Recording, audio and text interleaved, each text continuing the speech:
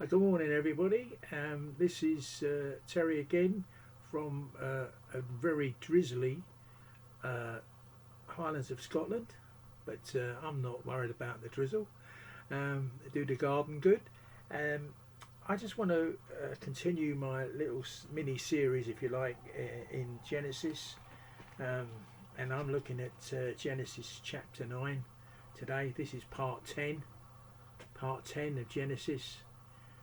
But I'm looking at chapter 9. Okay, so let me just get rid of that off the screen. Okay, and I want to talk about covenant. What is a covenant? And I'm starting at verse 1, and it says, "And God blessed Noah and his sons, and said to them, Be fruitful and multiply, and fill the earth.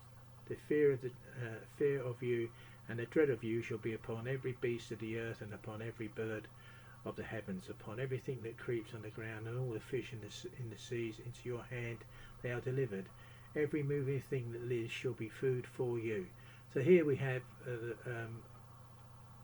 God making a covenant with Noah and telling Noah that before the flood it was only vegetation they could eat, but now after the flood everything was given to their hand.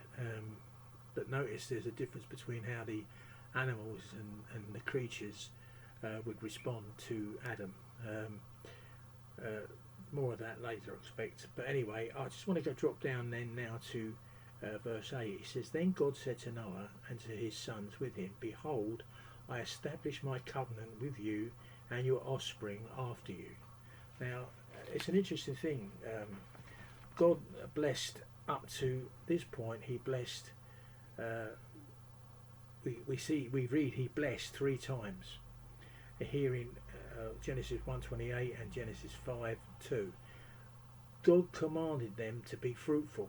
Again, that was three times here in this passage, and chapter 1 verse 28 and chapter 8 verse 17.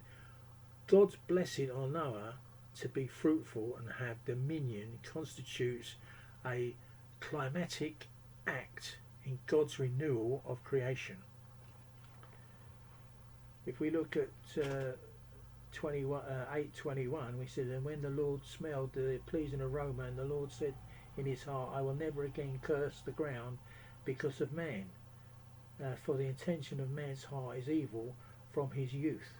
Neither will I again strike down every living creature as I have done, while the earth remains, seed time and harvest, cold and heat, summer and winter, day and night shall not cease." The earth shall not cease.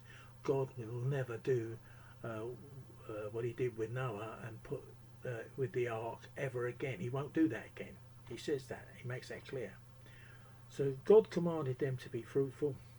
God's blessing on Noah to be fruitful and have dominion constitutes, as I said, an amazing peak of God's renewal of creation.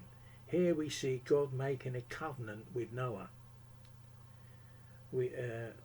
And he reinstates this covenant with others, like, for instance, Abraham, which we'll get to at some stage.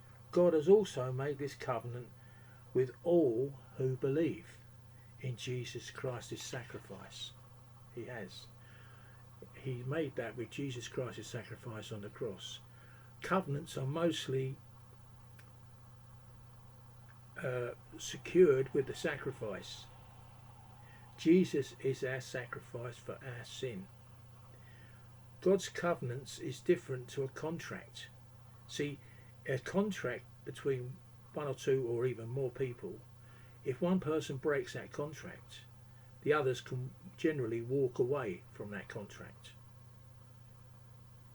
But with God, as many times as we fail to keep our side of the covenant, God's covenant, God always keeps his side. He is always ready for us to return to him. So here's God's covenant, Jesus Christ on the cross, his blood paid for our sin, and here we are wandering all over the place. Even when we come to Jesus and we ask Jesus to forgive us of our sin and take away our sin, and we're cleansed and become the righteousness of God, we are here. God is always looking for us to come back into full relationship with him, whatever we do. I mean, that is such good news. You could be slipping and sliding all over the place, but God's covenant with you stands forever. He has saved you forever. Isn't that good news? What a way to start the bank holiday weekend, knowing that we're in this is God, Jesus Christ's blood on the cross. This is us. He's got a covenant with us that's unbreakable. Amen. Amen and amen. Hallelujah. Speak to you again soon. Have a great day. Bye.